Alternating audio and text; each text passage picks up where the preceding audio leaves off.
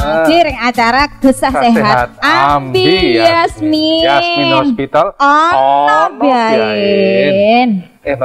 Ternyata ya Kang yo, kalau orang hidup dengan masalah jantung itu rodok ndrawasi, kalau cari wong Banyuwangi itu ndrawasi itu mengkhawatirkan gitu. Ya kan? Karena apa? Karena kalau keluhan jantung ini sewaktu-waktu itu kambuh atau serangan, itu bisa sewaktu detik itu juga out toh. Dari wong kampung Maduran itu out yang bisa ngomong-ngomong. Ya Allah, jadi betapa bahayanya ya. Makanya tapi apa orang dengan penyakit jantung tuh masih bisa bertahan hidup, beraktivitas secara normal gitu ya. Normal. Ataukah dia memang harus membatasi segala ruang geraknya sehingga dia nggak bisa ngapa-ngapain? Kebayang ya betapa susahnya kalau demikian. Ya. Apalagi kalau si pasien itu tadi harus seumur hidupnya meminum obat-obatan. Nah itu yang biasanya oleh orang masyarakat itu tidak bisa menerima kenyataan seperti itu. Jadi akhirnya dia merasa bahwa ruang geraknya itu terbatas karena ada sesuatu yang tidak sempurna di dalam diri. Sehingga mereka bilang, ini bukan sakit jantung kok, ini cuman angin duduk saja, ini cuman gangguan otot saja. Nah, denial seperti itu. Jadi pendapat seperti itu yang justru akan membahayakan. Karena lama-lama ya jantungnya tidak dapat diobati lagi. Supaya masyarakat itu dapat pencerahan, katanya Kang Handri punya teman yang mau dibawa ke sini juga. Udah datang apa belum? Sudah, saya akan mengajak dan mendatangkan seorang teman saya yang cantik jelita. Temannya cantik Oh iya, karena orang ganteng itu berkawan dengan orang cantik.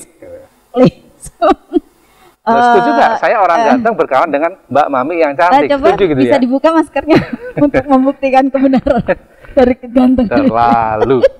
Jadi saya akan mengajak satu teman saya, Dokter Pipit Wulandari, SPJP, spesialis jantung dan pembuluh darah. FIH, Fellow Indonesian Heart Association, ya kan? Jadi beliau adalah seorang dokter spesialis jantung di Rumah Sakit Yasmin yang akan berbincang-bincang kita pada kesempatan saat ini. Jadi tentang penyakit jantung. Biar kita itu lebih jelas gitu lah. Bagi mereka yang mungkin belum terkena penyakit jantung ataupun mereka yang sudah hidup dengan penyakit jantung, bagaimana sebaiknya mereka itu menjaga kesehatannya supaya tidak semakin parah tanpa meninggalkan aktivitas sehari-hari. Karena kalau takut, kan jadi makin stres gitu, takut sama penyakitnya makin stres. Dan kenapa saya mengajak Dokter Pipit nanti? Karena kita akan selalu mengundang narasumber yang sangat berkompeten di bidangnya. Pastilah. Bukan seperti misalkan kita bikin acara yuk tentang penyakit paru-paru, tapi yang diundang adalah dokter spesialis cinta, kan nggak nyambung gitu ya. Tapi siapa tahu gara-gara cinta jadi bengek para paru-parunya, ayo. Ya bisa jadi, tetapi paling enggak kita wajar lah. Oke lah. Lalu bahwa aku juga ada temanku juga yang dia itu pengen datang ke sini dan pengen ketemu langsung dengan Dokter Pipit karena ada unek-unek di dalam dirinya yang dia itu pengen tanyakan langsung kepada dokter penyakit jantung. Kebenaran kan kalau seperti itu? Saya kebetulan kemarin sih kata yang temennya yang mau diajak ke sini itu sempat bisikin saya. Kapan ketemunya? Kemarin. Jadi Pak Dokter, saya kalau unek-unek ini nggak segera dikeluarkan bisa jadi udun gitu. Nggak usah lebay. Oke, baiklah pemirsa. Kita ngobrol-ngobrol langsung. Kang Handri bilang dia akan bawa temennya ya, dokter spesialis penyakit jantung dari Rumah Sakit Yasmin. Dan ternyata tadi waktu kita ngobrol, mereka itu ternyata diem-diem daripada duduk di sini, gitu kan? Ternyata sudah di sini. Sudah di sini. Tinggal digeser aja kameranya ya. Ternyata mereka udah ada di sini. Oke, baik. Kita ketemu langsung nih dengan Dokter Pipit. Pipit Wulandari, SPJP. Tapi yang paling bikin aku itu merasa bahagia karena Dokter Pipit ini asli wong Banyuwangi. Lare using. Ternyata Hangomiae nong. Yang Ketapang. Nah, kita bangga dong masyarakat Banyuwangi, kita memiliki seorang ahli-ahli di bidang medis, tenaga kesehatan yang ternyata ketika udah mendapatkan ilmu yang luar biasa, balik lagi dan mengabdikan diri kepada masyarakat Banyuwangi. Contohnya salah siji ya. Oke, kalau gitu saya akan sapa dulu. Assalamualaikum dokter. Waalaikumsalam. Sehat ya dok? Alhamdulillah ini Mbak Mami Oke. Senang sekali bisa ketemu dengan dokter Pipit. Ya. Kita bisa ngobrol-ngobrol karena seperti tadi kita sampaikan memang banyak banget orang itu yang merasa bahwa ketika dia divonis sebagai orang yang berpenyakit jantung itu kayaknya akhir dari segalanya gitu ya. Jadi hidup udah nggak merasa ada semangat dan sebagainya. Dokter Pipit saya juga bawa teman loh untuk kita ngobrol-ngobrol. Ini ada Mbak Novi Dinda. Panggilnya siapa nih, Mbak Novi apa Mbak Natali juga boleh. Nah ya benar, ini kemarin yang bisikin saya ya Mbak Novi ini gitu. Yang bicara soal kita berdua dong. Tidak semuanya harus Mbak Mami tahu. Enggak boleh kata. Oh jadi begitu ya. Iya. Supaya jantungnya sehat ya. Iya. Mbak Dinda ini sehari-hari beliau adalah praktisi radio gitu kan. Jadi ngobrol-ngobrol di sini karena memang ada hal yang pengen ditanyakan. Termasuk juga yang sekarang katanya lagi viral tuh. Ya. Nah, barangkali mewakili milenial nanti bisa tanya langsung biar ada ketemu dan informasinya lebih akurat jawabannya dari seorang dokter penyakit jantung. Nah ini dokter, tadi saya cerita-cerita nih sama Kang Handri bahwa saya itu punya teman juga yang akhirnya dia itu merasa hidupnya itu seperti tidak memiliki arti ketika tiba-tiba dokter memvonis dia kena penyakit jantung padahal umurnya masih umur-umur produktif gitu. Ya. Nah gimana dong? Masih muda tapi kena penyakit jantung begitu ya. Nah katanya gejala-gejalanya itu sering berkeringat di tangan. Apa memang demikian atau nanti juga dokter bisa memberikan motivasi juga deh bagaimana orang yang sudah divonis penyakit jantung tapi tetap dia bisa menjalani kehidupannya dengan survive gitu ya dok ya? Gitu ya Kang ya? Oke, silakan dokter. Iya Mbak memang gini. Kalau kita bicara tentang penyakit jantung tuh ya itu kan skupnya itu luas banget sebenarnya. Ada berbagai macam penyakit di lingkup penyakit jantung ini. Dan memang dari skupnya itu dari bayi sampai dewasa itu juga ada ininya sendiri gitu. Jadi penyakit jantung tuh tidak didominasi oleh orang-orang yang mohon maaf udah tua gitu ya. Nggih, ada memang secara epidemiologi kita bilang bahwa ada segmen usia tertentu, usia menengah ke atas, yang dia lebih akan beresiko terhadap penyakit jantung koroner. Nah ini yang sangat umum dipahami oleh masyarakat sebagai penyakit jantung koroner itu tadi, serangan jantung yang mendadak seperti itu. Mungkin saya bisa ceritakan dulu bahwa ada satu segmen penyakit jantung yang kita bisa sebut sebagai gagal jantung ya. Gagal jantung. Nah, gagal jantung ini sebagai seperti semuara dari semua kondisi ini. Jadi semua orang hampir pada semua kelainan ini dia akan mengarah ke gagal jantung karena berbagai sebab gitu. Yang mungkin salah satu hal yang mungkin saya bisa tunjukkan adalah dari gambarannya dulu ya. Apa sih gagal jantung itu? Apa sih gagal jantung itu, Dok? Sangat menarik ini. Nah, itu. Gagal jantung itu biasanya kita menyebutkan jika pasien ini dia tidak bisa beraktivitas yang lebih berat dari biasanya. Jadi ada beberapa grade, ada beberapa tingkatan. Di tingkatan yang paling ringan adalah sebenarnya dia masih bisa beraktivitas walaupun ada gambaran jantungnya yang membengkak gitu. Nanti akan saya tunjukkan untuk gambarannya. Kemudian di tingkatan selanjutnya untuk aktivitas yang biasanya bisa dilakukan tidak bisa lagi sudah sesak nafas. Yang tingkatan selanjutnya bahkan dia dalam kondisi istirahat pun dia sesak nafas. Dia sesak napas. Jadi kalau sesak napas tuh bisa jadi ukuran utama orang harus segera curiga ya dengan apa yang terjadi pada dirinya ya. Salah satu gitu ya. Jadi kalau orang sing bilang menggos. Menggeh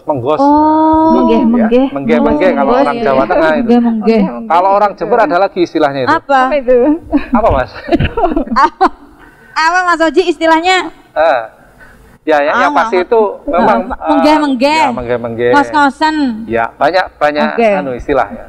Terus Iya, jadi pasien-pasien ini memang kita harus bedakan dulu. Ini sesak nafasnya ini karena apa? Bisa Iya, juga iya. kan pasien cemas juga menggeh-menggeh ya, gitu. iya ding ya. Atau kemudian ada kelainan di parunya kah, atau ini kelainan di jantungnya. Jika tidak ada penyakit yang mendasari, kita mesti harus bedakan ini kelainan dari jantung atau dari parunya gitu. Kita lagi marah yang berlebihan juga menggeh-menggeh loh. Nah, ya. Kapan hari ada pasien datang ke tempat saya, dok saya menggeh-menggeh nggak bisa napas loh, itu nggak bisa napas kok bisa sampai sini gitu. Itu karena masalah pikiran. Lanjut, yang paling mudah kita memang kita kalau periksa begitu, kemudian alat bantu apa yang bisa kita cari atau kita dapatkan untuk menunjukkan bahwa ini salah satunya karena jantungnya nih dari serangkaian pemeriksaan fisik oleh dokter. Nah, mungkin bapak-bapak atau ibu-ibu bisa lihat juga dari rongsen toraks gitu. Saya punya gambaran nih. Saya punya gambaran. Pasien yang dengan jantung normal dan jantung yang bengkak. Nah, istilah jantung kalau yang bengkak normal itu kan yang mana dok? Kita tunjukin dong ke. Nah, ini dia. Ini yang normal. Nah, ini contoh dari Bisa di zoom nggak? Nih Mas Doni di kamera yang mana ini ya? Disamain zoomnya, jadi yang sebelah kanan Ini foto ini, sebelah kiri fotonya Mbak Mami. Ini Fotonya ya, Mbak jangan Mami sampai ini. menutupi muka saya. Ini ya. Ini adalah Ini ada yang gambaran normal ya dok ya. jantung yang normal. Jantung yang normal bisa kita lihat ya, kalau jantung normal itu dia ukurannya kecil aja gitu, kecil. Jadi kita bisa lihat. Coba dokter dites Mbak Mami. Apanya? Dia disuruh nunjukin mana sih jantung. Jantungnya yang mana ini? Jantung yang mana ya? Yang mana coba? Yang jelas itu tulang-tulang dong. Ada tulangnya juga. Ada tulang. Oke, jadi jantungnya yang di areal nah ini kan. Ih, gua tahu juga. Sebelah sini. Ya. Pemirsa di sebelah sini.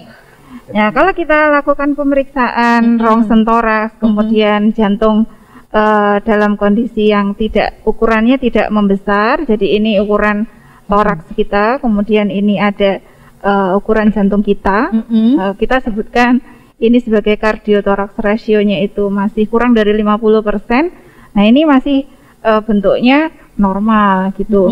Tetapi mungkin bila mana pada pasien-pasien tertentu, nah ada yang dia memiliki ukuran jantung yang jadinya lebih gede, hampir memenuhi cardiothoracus CTR-nya ya, cardiothoracus ratio-nya itu lebih dari 50% gini. Ya, hampir memenuhi semua ruang dia jantung. Nah, ada juga yang mengatakan ini sebagai jantung bengkak tadi. Oke, jadi pasien dengan jantung yang kardiomegali kita sebutkan untuk istilah medisnya atau jantung bengkak seperti ini biasanya memiliki simptom atau gejala yang dia itu sering menggeh-menggeh tadi itu. Jadi bukan hanya pada aktivitas berat seperti olahraga ya, itu bisa menggeh-menggeh, tapi pasiennya dalam duduk pun menggeh-menggeh ya, dok ya? Dalam kondisi serangan normal akut, biasa dia menggeh-menggeh. Dalam Saya kondisi jadi tahu loh, akut ada dia teman bisa saya ini. diajak ngobrol gitu, deru napasnya tuh memang kayak orang menggeh-menggeh gitu, berat badannya berlebih. Ya, kita mesti Curiga lakukan gitu ya. lakukan pemeriksaan lanjutan untuk kasus seperti itu. Nah, Dinda gimana dong dengan obrolan ini? Aku jadi agak ternyata. Jadi kayak gimana gitu Mami ya. Apalagi sekarang kan kalau jantung tuh kayaknya bukan milik dari orang tua aja kan. Kita yang muda juga pasti punya potensi atau resiko yang sama. Juga pernah dokter, ini juga pengalaman Dinda pribadi. Jadi Dinda ini kalau ketika Dinda itu sakit atau ya semacam kurang enak badan, itu biasanya Dinda pijet, itu obatnya yang pertama. Karena mungkin atau ada mindset segala macam, ketika Dinda pun kayak seumpama flu, minum obat padahal itu dosisnya sangat ringan, itu jantung seperti berdebar gitu loh dok. Jadi kayak jadi makanya Dinda ada sedikit ketakutan untuk mengkonsumsi obat-obat seperti itu. Yang berdebar ini tadi ya.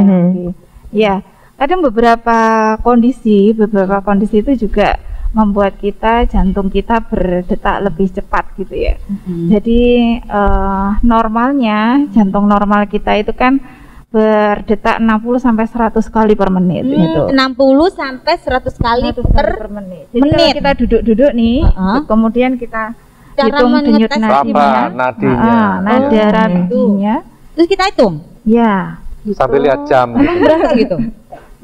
Oh iya. Kita bisa cek sampai 100 kali per menit itu berarti kita normal. Tetapi pada situasi tertentu bisa juga takikardi seperti tadi. Takikardi itu detak jantung yang dia lebih dari 100 kali per menit. Nah, itu yang lagi viral takikardia ya dokter ya. Iya sebenarnya takikardi ini ya istilah lain bahwa denyut jantungnya itu lebih cepat bergeraknya begitu. Pada kondisi misalkan lari atau jalan cepat, nah ini kan tubuh kita butuh metabolisme yang lebih tinggi ya, perlu energi yang lebih tinggi sehingga dia menghasilkan denyut jantung yang lebih cepat. Nah ini normal kalau seperti ini. Kita istirahat sebentar, dia akan turun lagi ke seperti sedia kala. Normal seperti sedia kala. Nah tetapi pada kondisi tertentu ada orang-orang yang merasa untuk istirahat dia merasakan detak jantungnya yang berdetak lebih cepat gitu. Kemudian kondisi-kondisi ini yang paling banyak terjadi adalah yang kalau wanita gitu ya, itu ada kita sebutkan sebagai hipertiroid. Jadi ada kelebihan jadi kelebihan hormon tiroid yang dia akan menyebabkan jantung ini lebih cepat berdetak walaupun dalam kondisi istirahat. Berarti belum tentu juga pola hidupnya meskipun olahraganya teratur, makannya sehat, kalaupun ada sedikit gangguan secara hormonal itu juga bisa menyebabkan penyakit jantung seperti takikardi itu tadi ya dok ya? Iya, ini kan karena etiologi lain ya, karena penyebab lain karena hipertiroid ini. Gitu. Pada pasien gagal jantung tadi bagaimana? Ya, ini sebagai salah satu pertanda indikasi gitu ya dok ya? Iya. Bisa jadi salah satu pertanda bahwa detak jantungnya, debaran jantungnya dia lebih dari normal. Debaran jantungnya lebih dari di luar normal. dari menggeh-menggeh tadi. Iya, betul. Debaran jantungnya dia lebih cepat dari normal. Gitu. Oke. Nah, kondisi paling berbahaya dari gagal jantung sendiri itu sampai seperti apa, dok? Gagal jantung ya.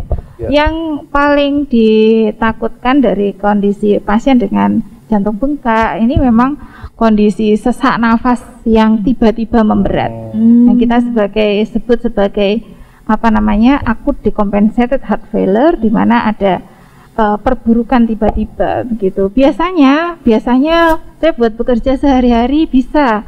Nah ini mulai sore ini terasa semakin memberat, semakin malam semakin berat. Nah, itu ada istilahnya itu tadi ya, ada acute decompensated heart failure, ada perburukan dari gejala gagal jantungnya yang secara tiba-tiba, atau yang paling membahayakan adalah adanya akut lung ödem atau ALU ya. Akut lung ödem itu ada semacam, itu bahasa awamnya gimana dok, gambaran awamnya? Pembengkakan jantung yang akut. Kalau jadi ada serangan tiba-tiba yang sampai menurunkan saturasi oksigennya. Gitu. Jadi dia sesak nafas, sesak nafasnya memberat. Kalau kita ukur nih oksigen di dalam saturasi oksigennya dia sangat rendah.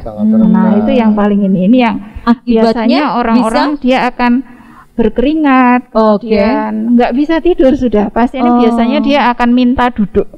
Diantar keluarganya pun disuruh tiduran nggak akan mau karena dia nggak bisa bernafas kalau misalnya. Jangankan duduk, jangankan tidur, setengah tidur pun sudah nggak kuat. Setengah tidur pun biasanya nggak kuat. Yang dialami almarhum ibu saya pada saat itu gitu. Iya. Tentu kita pengen tahu ya, kenapa ya orang bisa mengalami gagal jantung ya. Kita akan ngobrol-ngobrol lagi sama Dokter Pipit dan juga Mbak Dinda ya. Mungkin juga penasaran ya Mbak Dinda ya. Kita jadi agak takut juga ya. Karena tadi sesak ada, kemudian berdebar-debar juga ada. Ya. Apa disertai mungkin lemes juga gitu sampai nggak bisa berkeringat dan nggak, bahkan kalau terbaring dia nggak bisanya dia pengennya duduk aja. Nah, kita akan ngobrol-ngobrol lagi ya Kang setelah ya. yang lewat ini tetap di acara Gesah Sehat Ambi Yasmin Hospital Onop Yai.